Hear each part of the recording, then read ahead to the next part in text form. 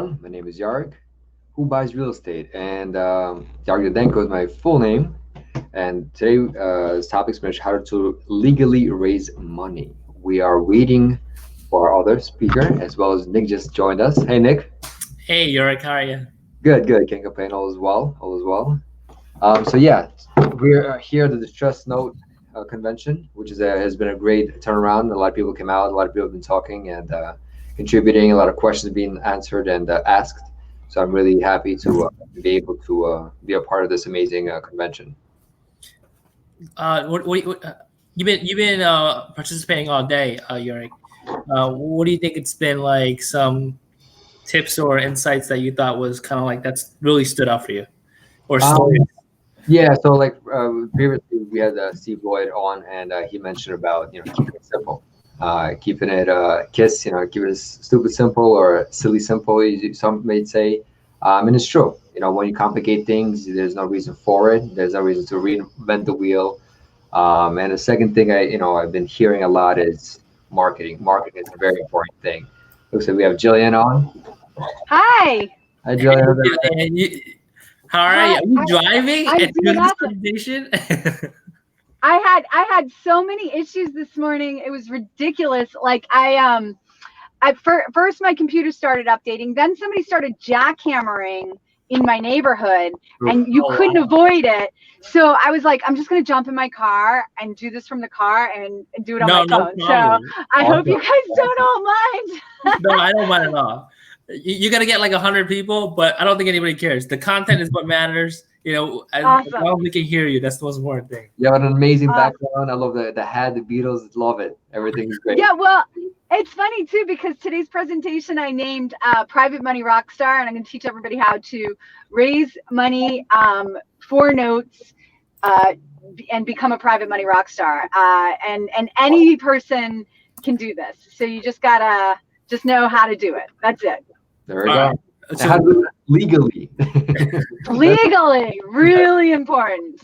Yeah. Really important. But the thing that I've learned is that doing it legally alone is not enough, right? You have to also have the proper marketing, the proper messaging to convince investors to actually invest. And so I like to try to combine both the legal aspect and the marketing aspect. And the other side of it is if you have great marketing to raise private capital, but you're not doing it legally properly, that can ruin you forever and ever. And so we want to avoid that as well. Jillian, again, thank you for tuning in. I'm seeing a lot of people are coming in right now and watching us.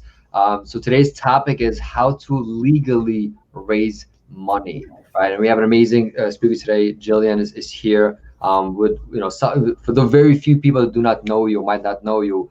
Please do introduce yourself. Exactly, what do you do, who you are, where did you start, where you are currently, and what do you see yourself going forward. So go ahead. Oh, awesome. Yeah, sure.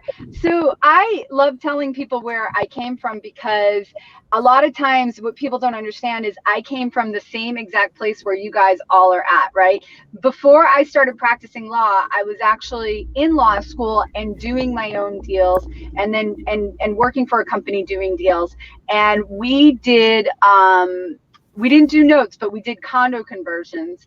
So we would buy an apartment building, take it down to the studs, remap the property, and then sell off the units individually as condos. And this was back in before the last downturn in 2004 and 2005, and we were able to get all kinds of debt on property because banks just like gave out money like it was candy. But even still, that was not enough money. So we started raising capital for our deals. And frankly, I did it completely illegally. I did it totally wrong.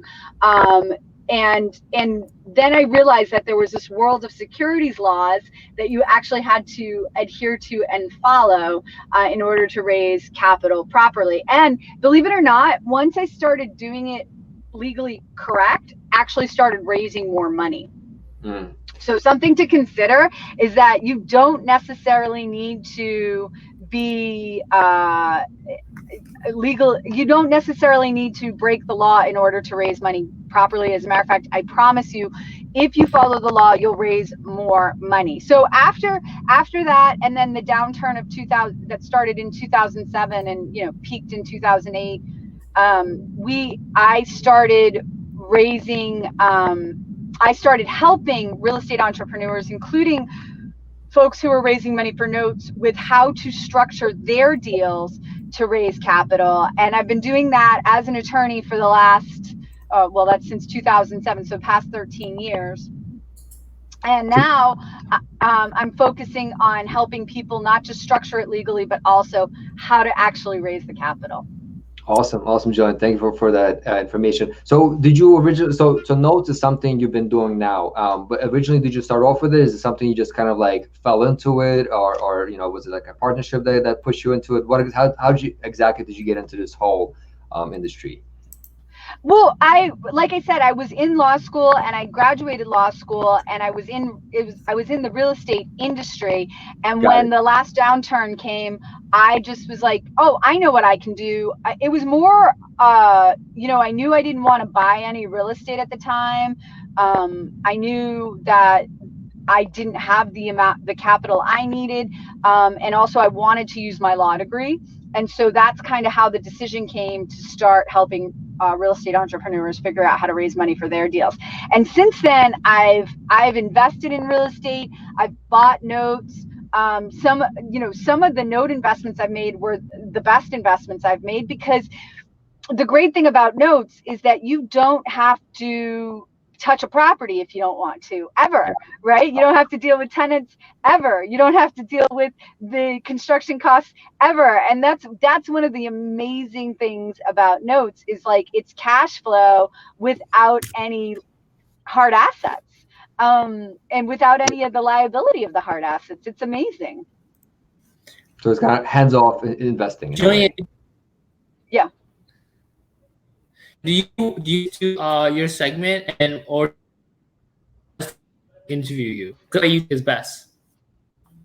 Oh, I love this. So, and if anybody has any questions, I don't know how you're taking questions, if you guys are taking questions through comments or whatever. I love StreamYard, by the way.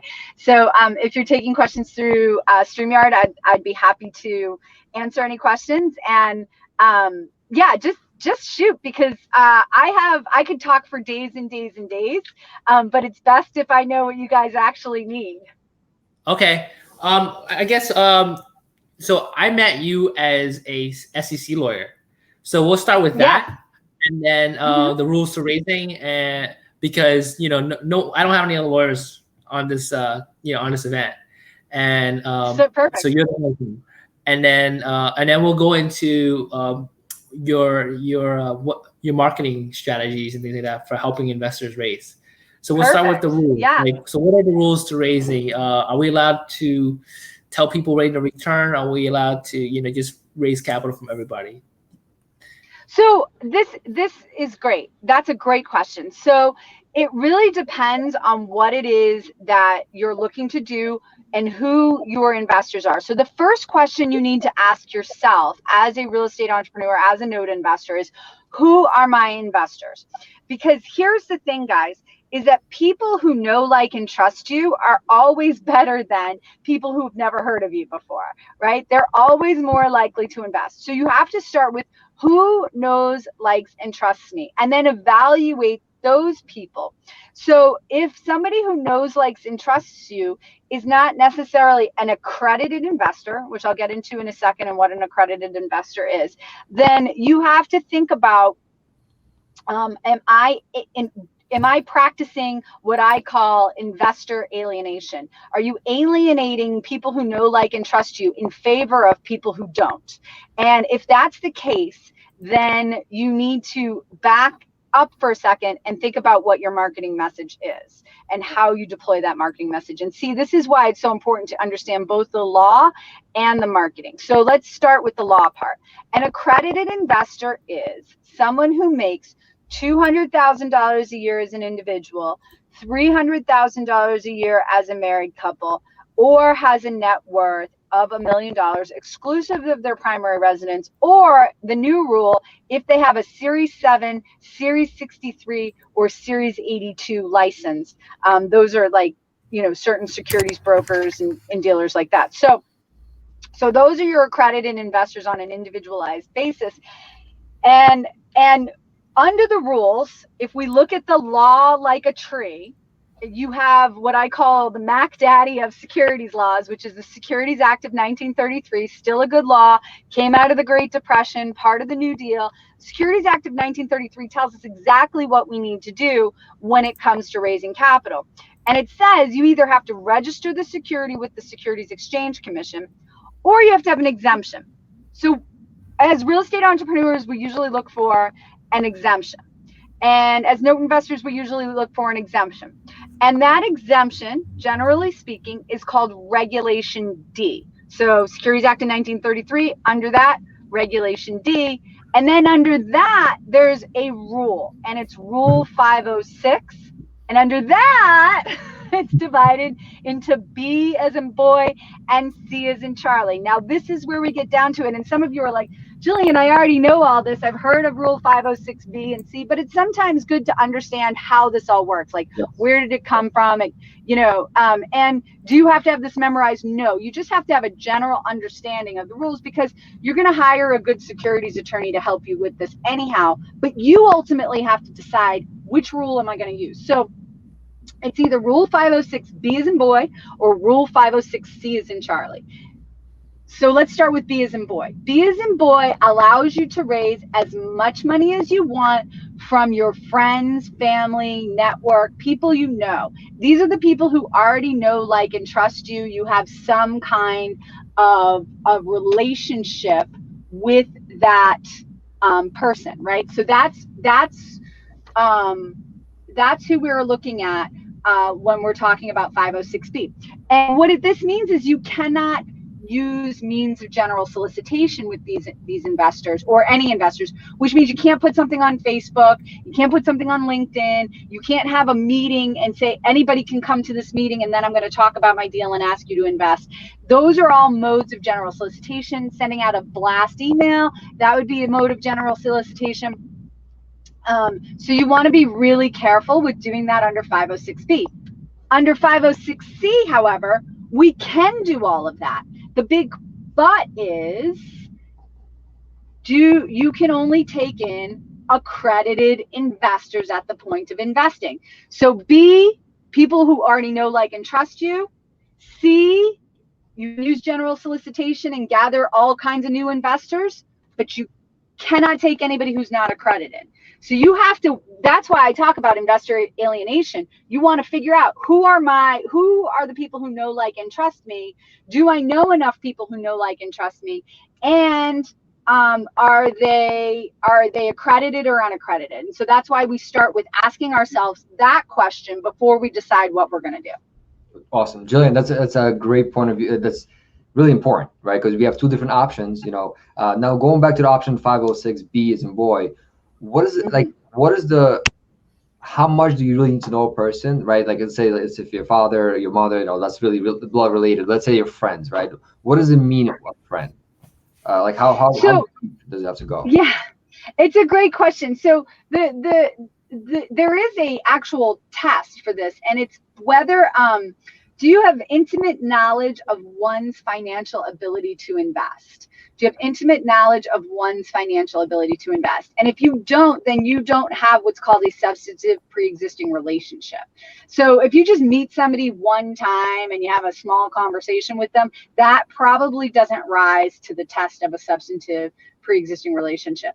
How can you ensure you have a substantive pre-existing relationship? You provide them with what's called a investor qualification form, and they fill out the investor qualification form. And that will ask them certain questions about, whether they're accredited or not, what their income is, what their investing experience is. And that's how you can establish that substantive pre-existing relationship with somebody you might not otherwise, you're not sure if you have that relationship. That's how you can establish it. Okay. I got a question. Wait, where can we get that? Do we buy that from you? Do we go on the... Honestly, you guys can all, I'm not going to sell that to you.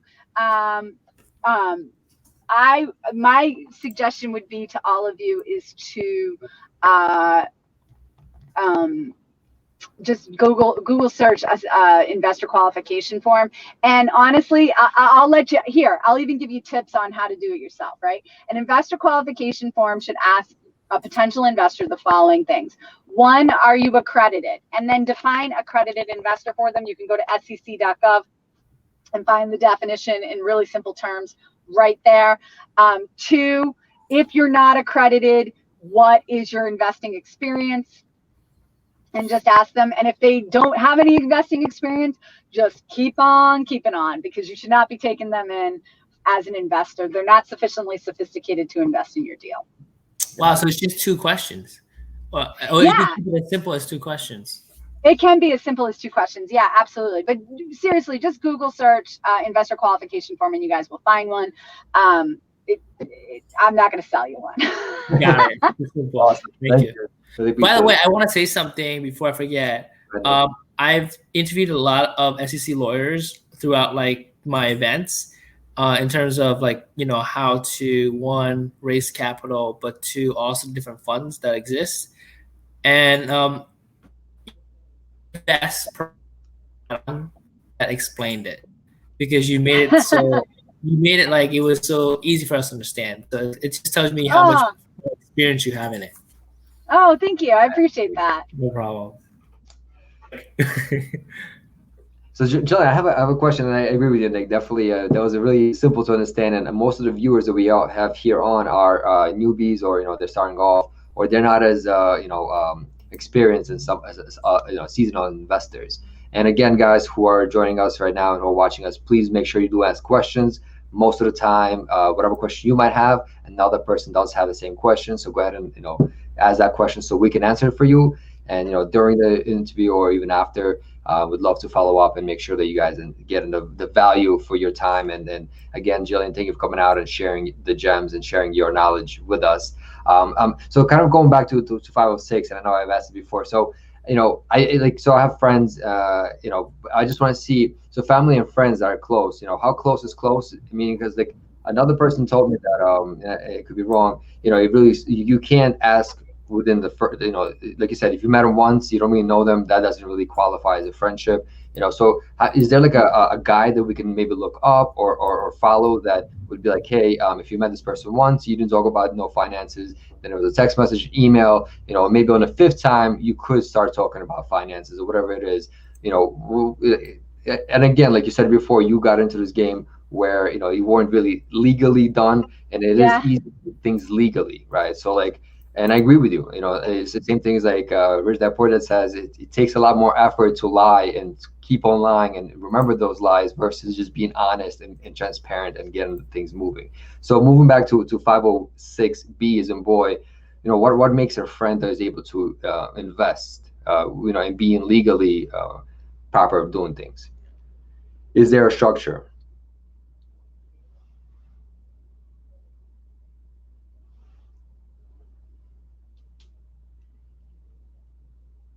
Is there a connection issue? I believe so, yes. You're right. By the way, when you ask the question, just ask the question, bro. Like, because you kind of like went in circles. Yeah, definitely. I agree with you.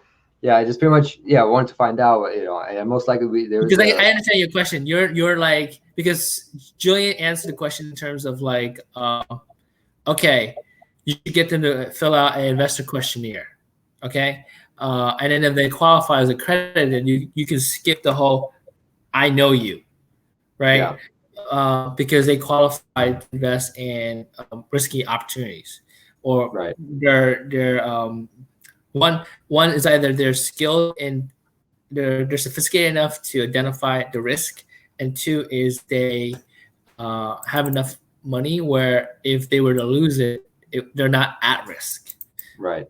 Okay, but then what you're asking is the friend space. What if it's a friend you just met for a week versus a friend all your life? She answered the one where it's like people you know all your life already. So now trying to figure out how long of a window are friends that you just met, right? Or like how if they're qualified or not. That's what you're asking, right? And I think that's like the gray area in the industry, because that it's really open to interpretation. But hope that she comes back and is able to answer that question for us. Right. So pretty much going back to what you just said, Nick. So even like with friends, you just still have them fill out the form. This way you kind of understand them where they are financially. I mean, I think if they're I personally, like for me, based on my experience, if they're great, I get them to fill out the form. You know, and my investor questionnaire was actually a lot more sophisticated, but like what Jillian says is 100% accurate too, because she's getting straight to the point. Are you accredited or not? If you and this is what accredited investor is, and if she asks a very interesting question, that question is, what experience do you have investing in, investing? Right. And she said, if they haven't had any experience, then they're not sophisticated. Yeah, move on. Right? Yeah, because if you lose their money, they can say, "Oh, I didn't understand the opportunity," and because of that, you're at risk. Right. Okay. Let me see if I can text her and see if she's. Yeah, because I wasn't sure if she was referring that to 506C as in Charlie, or 506B as in boy, but it does make sense if either one, right? Because like if you are taking somebody's money, you want to make sure that it's not their last savings, right? You want to make sure that even if like point of view and their awareness where they do give you this money in 3 months while you have a deal already locked in and you're already financing it, they come back to you and say, I need the money. Right, because that's really my last pennies that I had saved, and something came up. I really need the money, but you can't take it out. Yeah, so Steve Lloyd explained that very well. Steve Lloyd is he runs like a $200 million operation, a fund, and he said that the number one reason why he loves raising capital from people that have self-directed IRAs is because those people are not going to need their money until they retire. Right. Because self-directed is retirement money. Yep. And Steve himself said 70% of the money he raised is money. Right. And because it's retirement money, when you get the money from them and then you make money for them, you don't actually want it back, because when they have it back, they're not making money. And that, but because it's retirement money, it's going to sit in your account a lot longer, because they're not going to need it until they retire.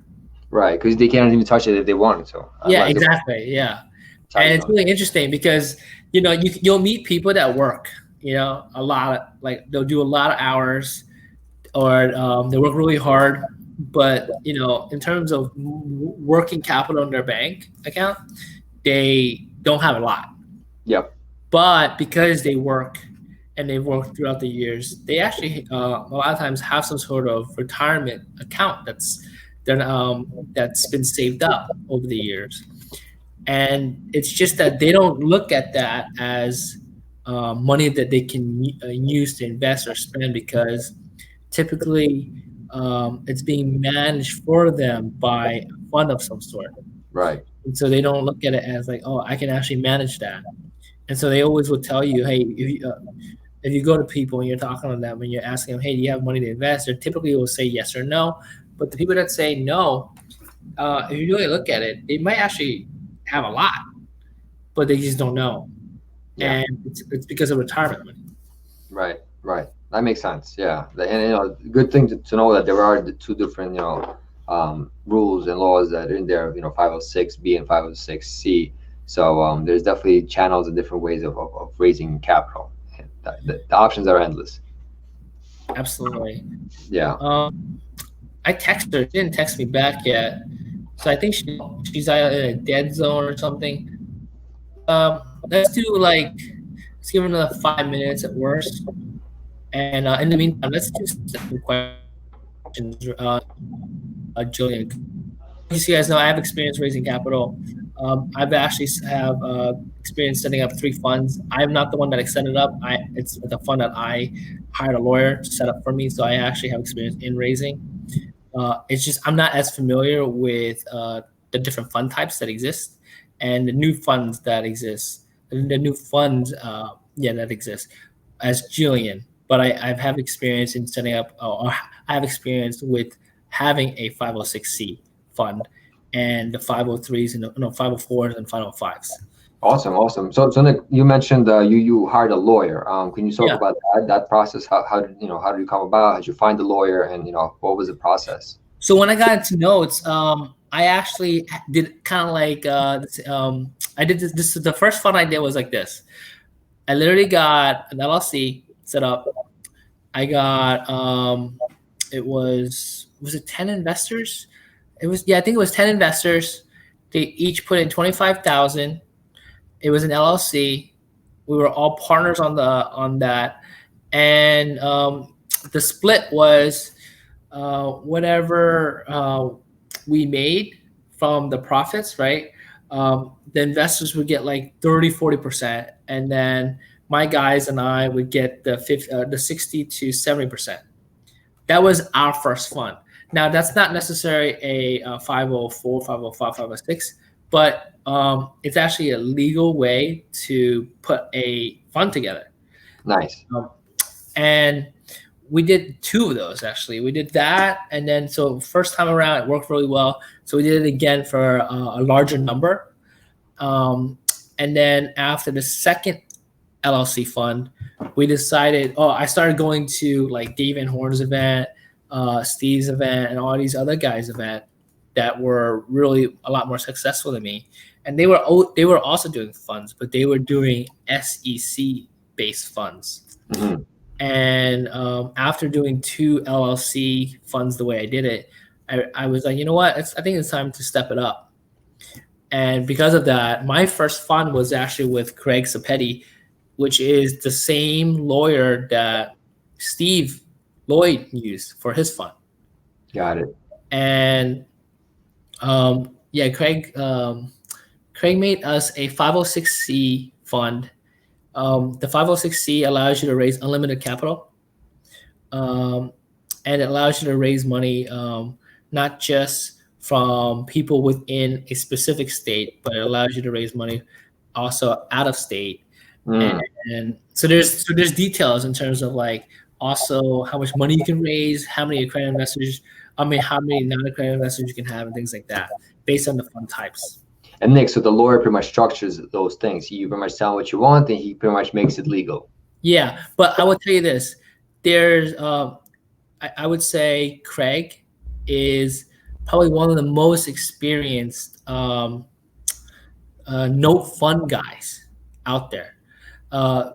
Jillian, I met Jillian as an apartment house lawyer, SEC lawyer. And I think she's done so much of those. The reason why it's important to know that is because wherever your expertise in law is, you know how to do, like, you understand the asset and you understand it better. And I think as time went by, she got also into notes. She's back. Jillian, I'm sorry, my phone. I'm having like a comedy of errors today in like everything that I do. And I got up super early this morning, planned on coming to this event, made a couple of edits to my presentation, only for the computer to update, and then jackhammering going on, and then my phone died. So I'm so sorry, everyone. No, you know what the greatest part is? The greatest part is that everybody's still here. Yeah. Yeah. Thanks for not leaving.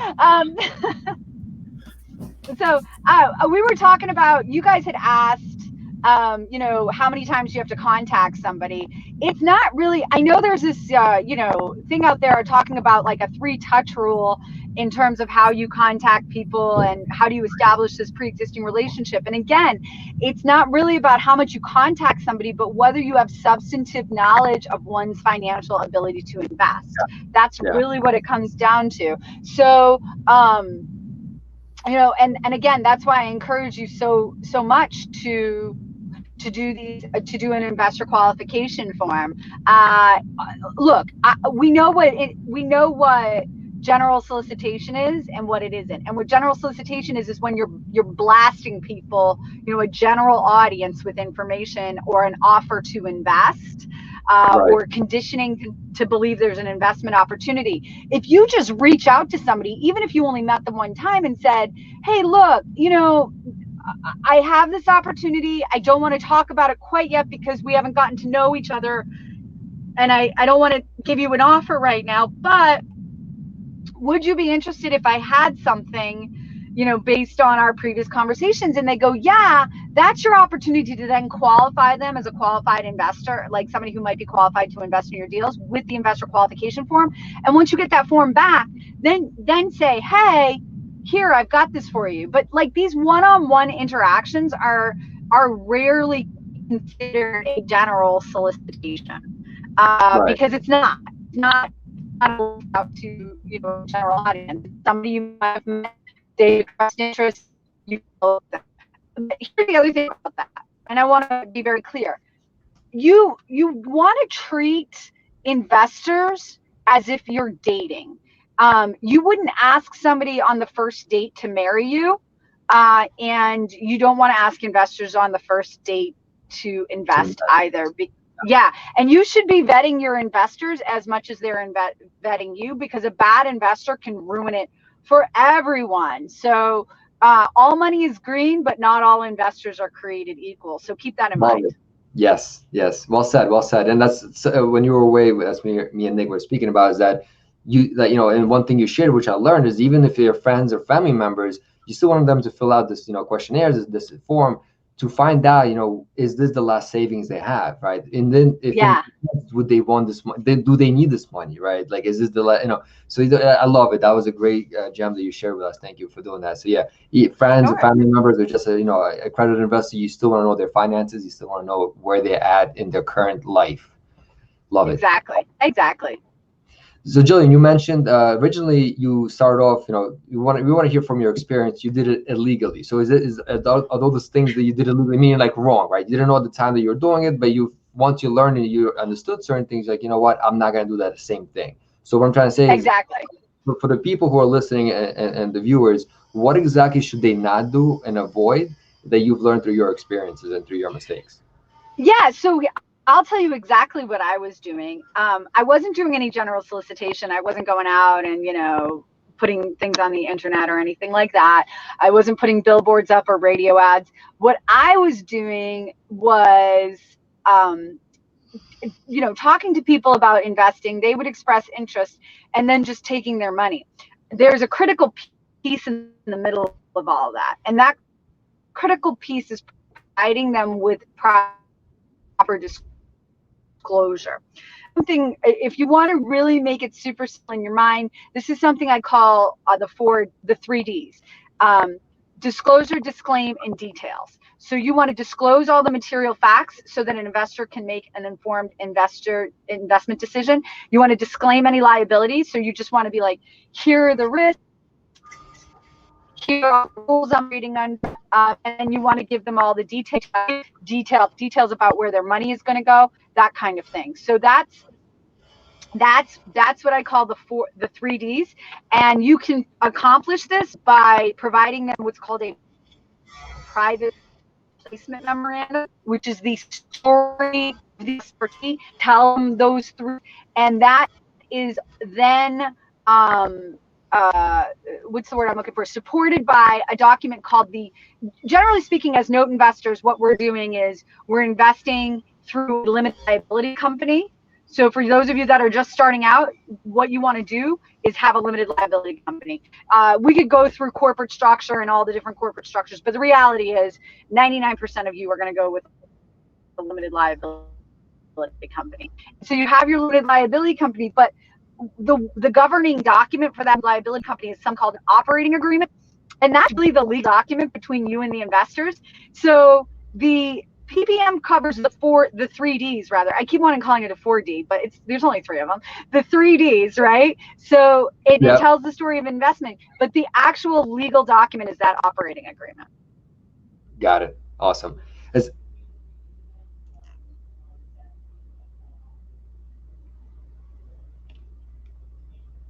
Nick, if you're saying something, I can't hear you at all. I'm so sorry. What Nick was saying is, and somebody asked, Bill asked the question, what are the 3 Ds again, please?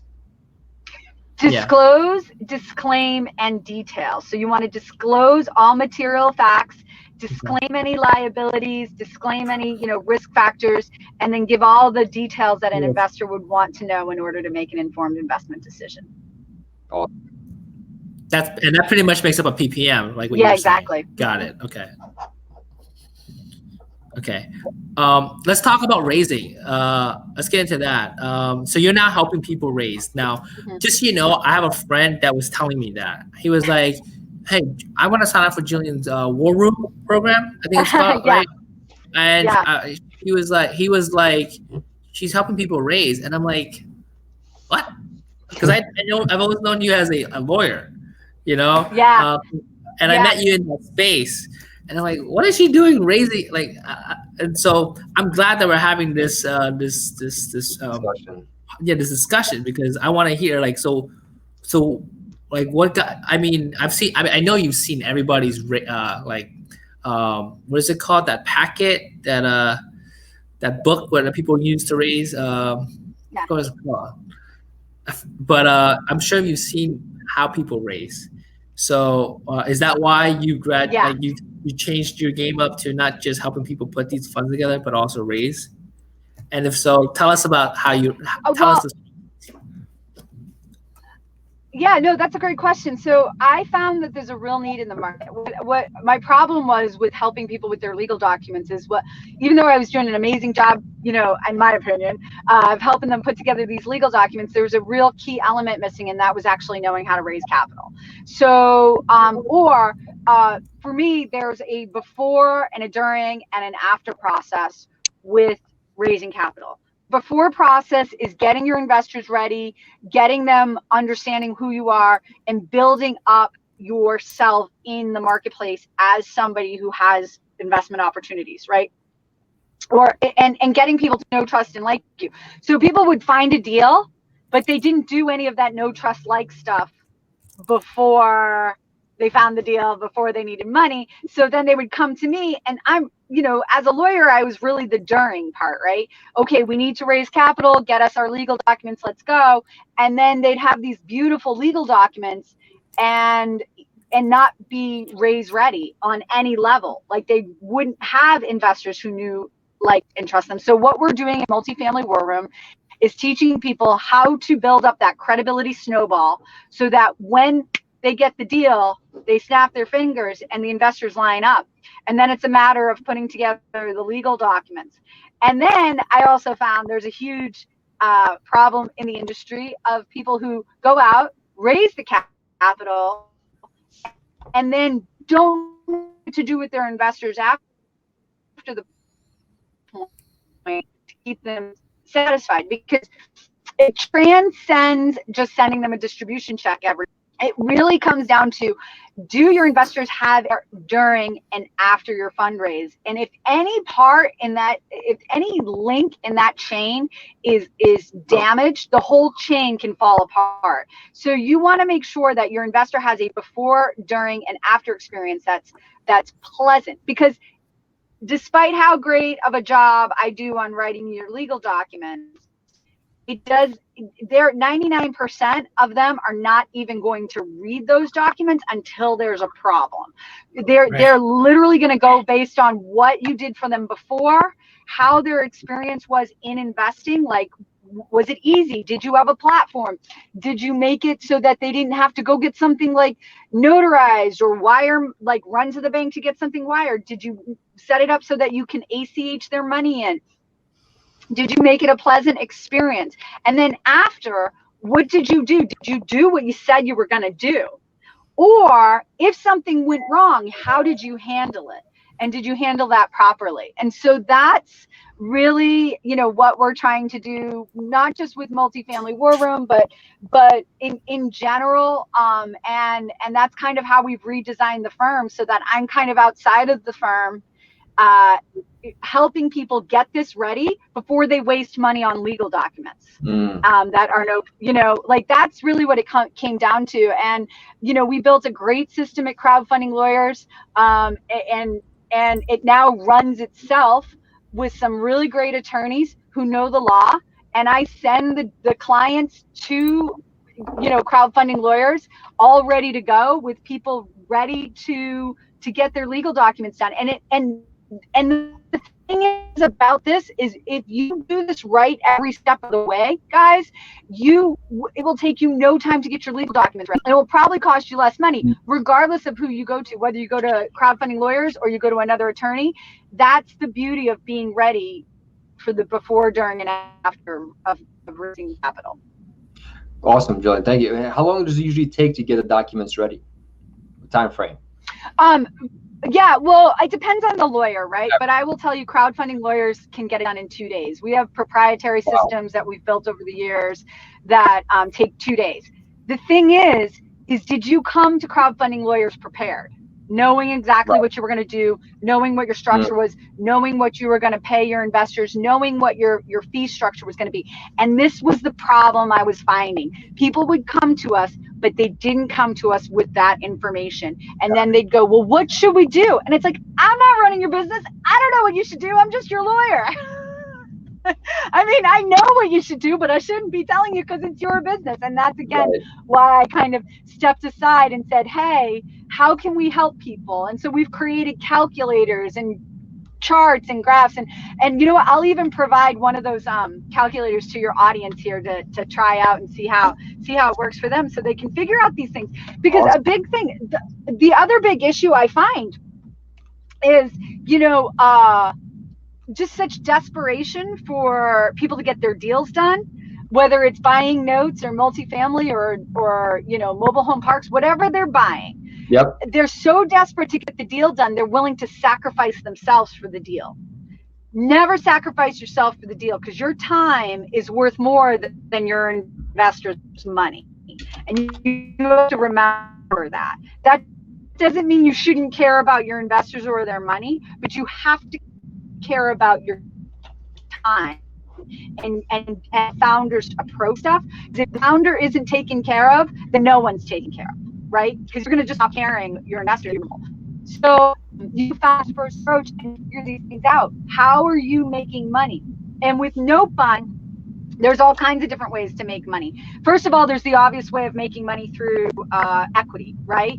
But that shouldn't be the end all be all. When you're going to a bank and saying, I want to buy this package of notes, what is involved in buying that package of notes? You've got to look at each individual note. You got to know the story of each individual note. You got to underwrite the whole entire package, and that takes time. And there's due diligence, and there's negotiating with the bank and making sure you're getting what you need. And all of you who are watching this are in an amazing position, because come March, you're going to see all kinds of notes flooding the market, and you want to be ready, and you want to be ready with money and knowledge and connections. And that starts today, not in March, because if you start in March, you're too late. So start now. And so you want to get compensated for that effort and time. So you got to figure out, do I charge a due diligence fee? Do I charge an underwriting fee? Do I charge an acquisition fee? Do I charge a disposition fee? Do I charge an asset management fee going forward? There's all kinds of different ways for you to make money in this business, but you got to work that out ahead of time, because if you don't, and then you go out and raise money, you can't go backwards and say, I'm suddenly going to start charging these fees. I'll come up for air now.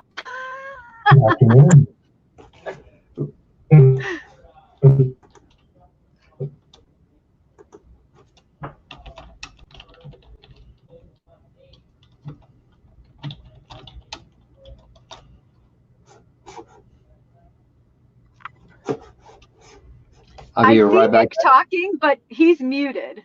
So I don't know if you want me to just keep going. Oh, there you are. There you are. Okay.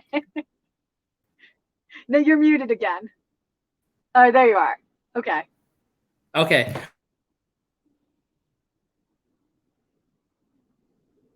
You keep muting yourself. You're still muted. Hey. Okay, now it's you're not. Weird. Okay, good. Okay, go ahead. Did you hear me? Yes. Okay. So the war room is about how to structure your fund correctly so that you can easily raise, right?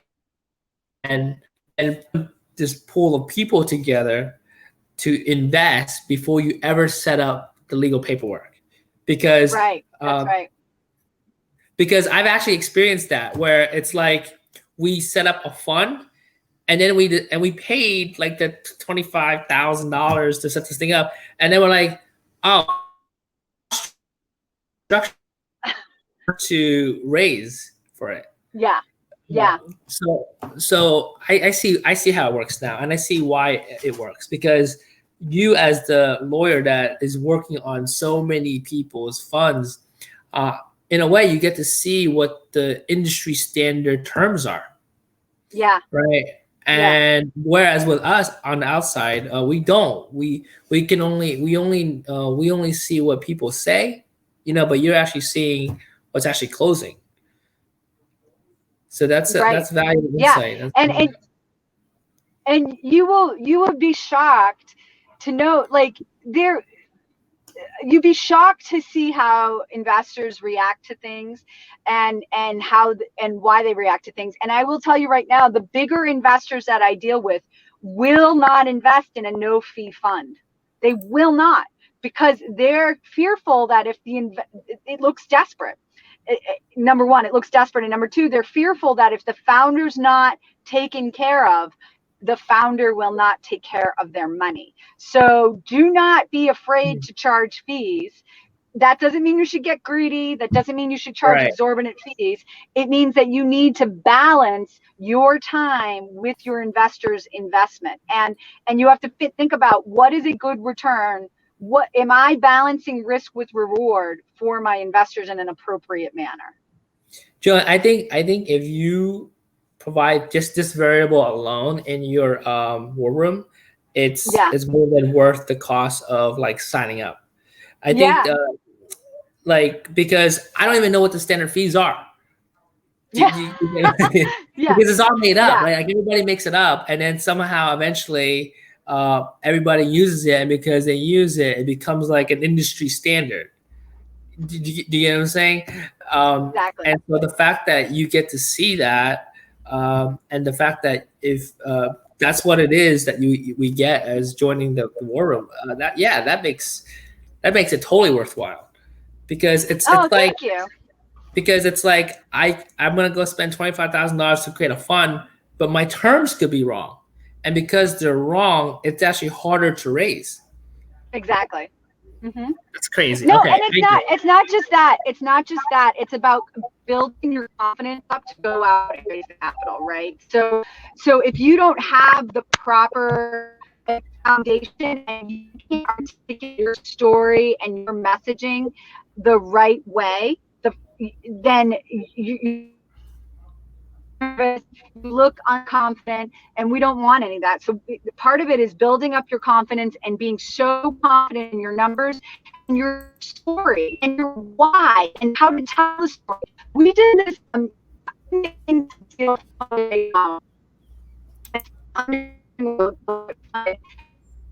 it's a multi-family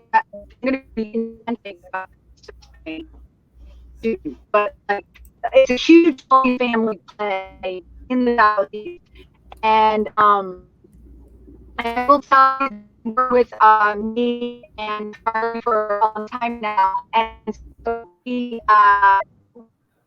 took this deal and started telling amazing story about the deal, and because they were able to tell the amazing story about the deal,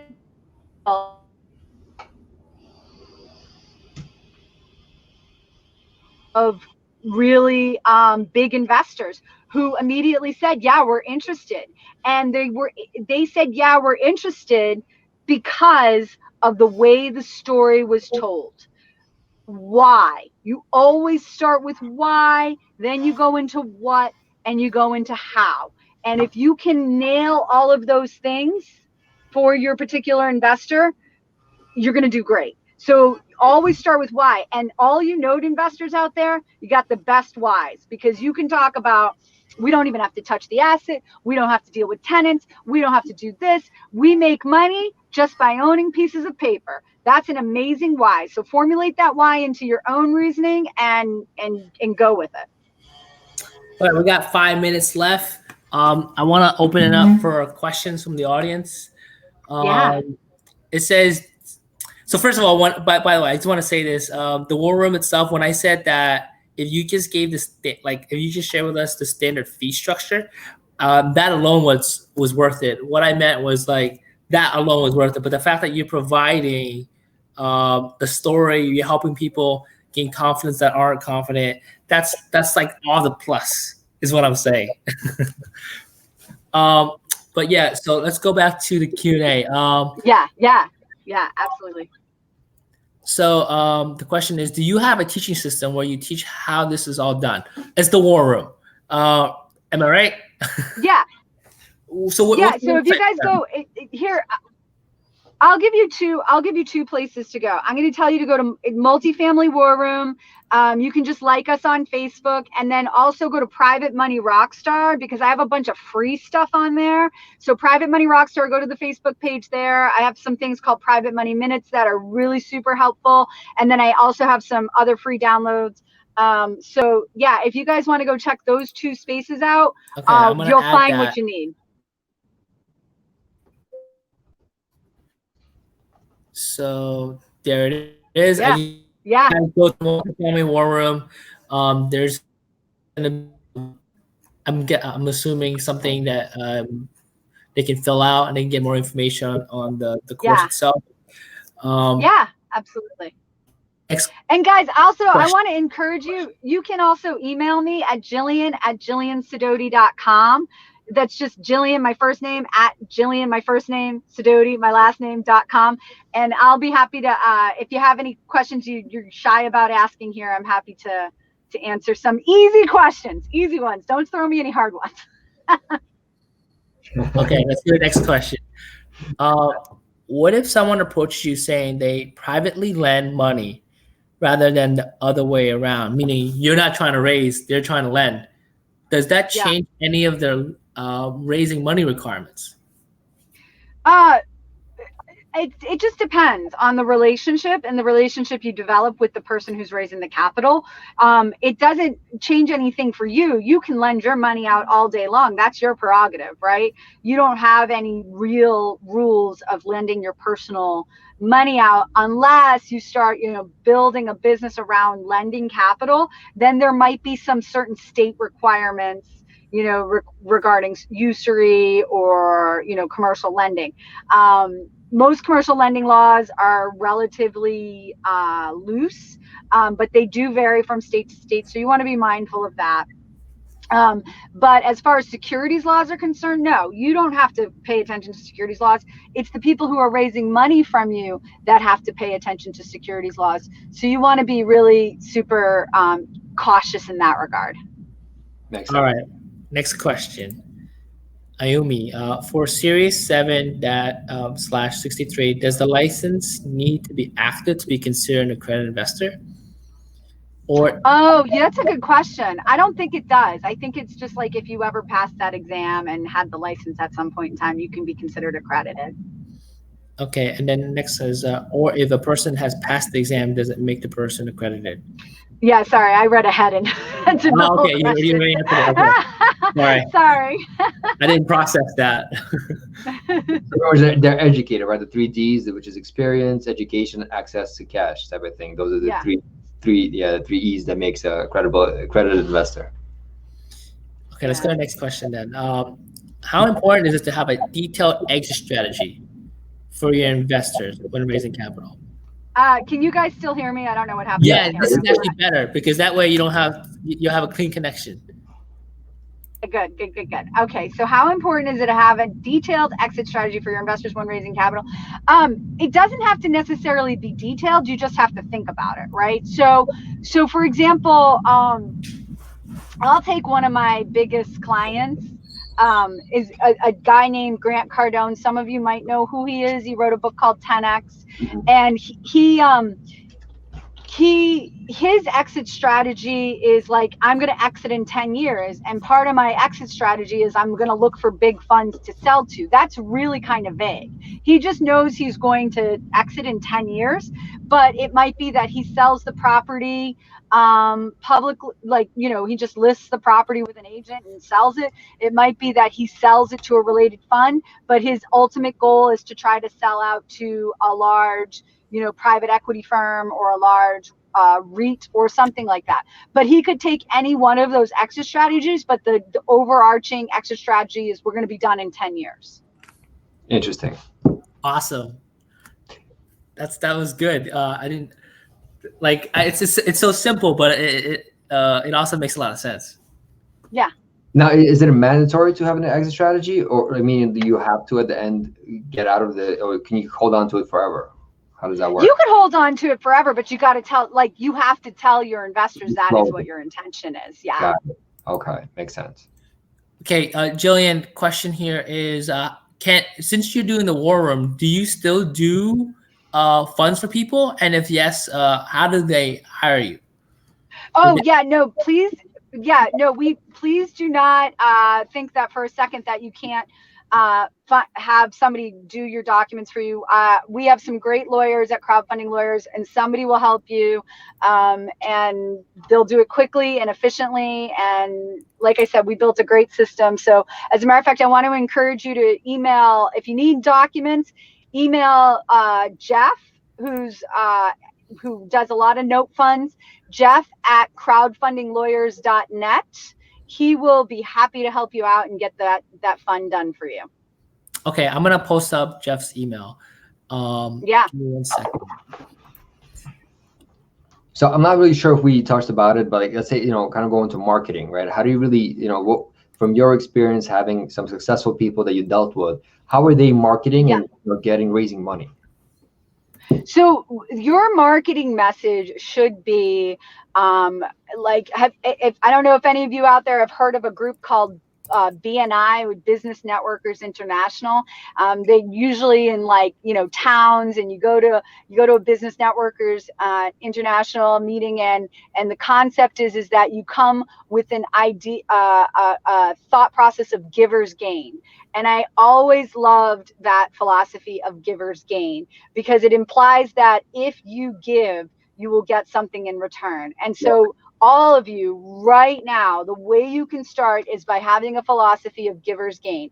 And you're all here today on a Saturday, spending your time bettering yourself and your education regarding notes and raising private capital and whatever it is. Share that knowledge with your potential investors. And your potential investors are the people who follow you on Facebook, the people who follow you on LinkedIn, your email list, your friends and family. Those are all your potential investors. So what you should start with is giver's gain. Share something you learned today. If you want to share something from my presentation, go ahead. I invite you to even you're welcome to even tag me in it if you'd like, and I'll be happy to, like, give you a thumbs up and a like and what have you. But yeah, you guys really, really want to start with a philosophy of giver's gain. That is the best marketing you can do. Yeah, one shall give before asking to receive. I love it. Yeah, definitely give. Yeah. Awesome. Yeah, okay, that makes sense. So what would you suggest? You know, you've seen the investors you've dealt with, where they're marketing. Like, I know Grant Cardone is really big on social media. You mentioned, like, email marketing. You know, make sure you follow up with family and friends.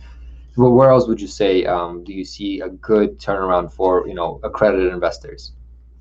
So the great thing is, you know, the world is starting to open up. So there are going to be places that you can start meeting people. But my favorite place that you can go to are charitable events. These are people who have disposable income. Yeah, like I think about way back in the day. Probably it was 10 years ago at least, because it was after my middle child was born. I went to an event called the Temecula Valley Chamber of Commerce. I live in a place called Temecula, California, and they had this Chamber of Commerce gala at a local casino. Okay. And I walk in. Yeah. So I walk in, and it's a charitable event because it's for the Temecula Valley Chamber of Commerce. And I walk in and I sit down at the table that they assigned me to. I didn't pick my own table. And at the table are 2 urgent care doctors, a tour director, I like a marketing person and a class action litigation attorney, right? Wow. And I'm sitting at the table, and they all ask me, what do you do? And I said, oh, I help real estate entrepreneurs figure out how to get financing for their deals. That was my pitch, if you will. Love I it. wasn't really pitching anybody, Yeah. but the next thing I know, the doctors were buying me a bottle of wine, giving me their cards and saying, hey, if you have any deals, will you let us know? We don't have time to invest in real estate ourselves, but we'd love to find out more. And I mean, I wasn't even trying to pitch anything. I wasn't even looking for investors. So imagine what you can do as, you know, the investors you could rack up, you know, going to an event like this. So my favorite place, again, charitable events, go there, just talk, just educate, givers gain. I can't tell you how many people I meet who are not in the real estate industry at various non-real estate events who just want to bend my ear and just want me to tell them, teach me more. Where can I learn? What can I learn? You know, and if you guys get that, like, where can I learn? How amazing would it be for you to be able to say, oh, you know where you can learn? Just go to my YouTube channel. I have all kinds of videos there. Imagine the credibility you'll build up. So step one, start with getting that information out there. And step two, start getting out there. Love it. Love it. I got a question. All right. This is going to answer the last question in a way, because the last question is a long one, but I'm going to sum it up because I know you're going to have a good answer because I'm going to sum it up for you. The question is, do you have a YouTube channel that teaches what you just kind of share with us? First of all, I have this whole recorded, so I'm going to, whoever's streaming, and they can watch it again. But the question pretty much was, this person's, you know, seen a lot of videos on raising money. I basically became afraid to ask people for money because I'm worried about doing the wrong thing. Can you sum up in 1 or 2 sentences what I need to do to stay clear? Okay. The first thing you need to do is you need to stay away from offering outrageous returns and talking about, you know, how you need investors on the internet. Like, that's number one. And number two is then when you go to raise capital is making sure that you're providing your investors the good, the bad, and the ugly. Period. Like, that is, you have a responsibility to not just provide the good information to the investors, but the bad and the ugly as well, so that they can make a fully informed investment decision. If you do those two things, you'll be just fine. So if you guys want to go to the Crowdfunding Lawyers YouTube channel, there's tons of great information on there. There's a video, an hour-long video I did years ago called How to Start a Fund. Every one of you in the note business should definitely go see that video, because it will not just tell you how to start the fund, it will tell you how to structure it. I love that video. It's got a lot of views on YouTube. And I didn't have to do a whole lot to get those views. I just put it out there, and you guys could do the same thing. So if you tell people the why, the what, the how behind your business, people will start gravitating towards you. Love it. That was great. That was awesome. And you know, to be honest, so just to recap what you said, is be transparent. Yeah. Yeah. Be transparent. Yeah. One of my, I'll give this last final piece of like little information. One of my most successful fundraisers, the way he gathered investors is they literally, every time they went to do due diligence on a property, whether they closed or not, they put a Facebook video out showing them going through the property, what they liked, what they didn't like. Now, obviously, you guys are note investors, you're not going to a property, but take that spreadsheet out, go through the spreadsheet. Tell us why you're buying that pool, why you're not buying that pool, why you're buying the note. And then if you're buying an individual note, show us pictures of the property online. Tell us what you like about it. Tell us what you don't like about it. And even if you close, whether you don't close, this is all experience, practice, and it builds up the no trust-like situation. All right, I talked too much. No, that was awesome. Thank you. Thank you so much. Points. That was amazing. I think we're good. I think we kept her long enough. It was my pleasure. I also linked everybody your how to structure a fun video. It's in the Awesome. comment Oh, section, thank you. guys. So if you enjoyed the segment, definitely watch that video too. Thank Yeah. you, Jillian. Thank you, Jillian. Oh, my pleasure, guys. Don't hesitate, any of you out there, no matter what your experience level is, do not hesitate to reach out to me, Jillian at jilliansidoti.com. I'm happy to help out. Love it. Thank you. Bye-bye. All right. Bye, guys. Thanks. Bye. Thank you for coming out. Thank you, everybody. Awesome. Take care. Be great. I'm gonna post up Jillian's email. Okay, I'm not gonna. Jillian.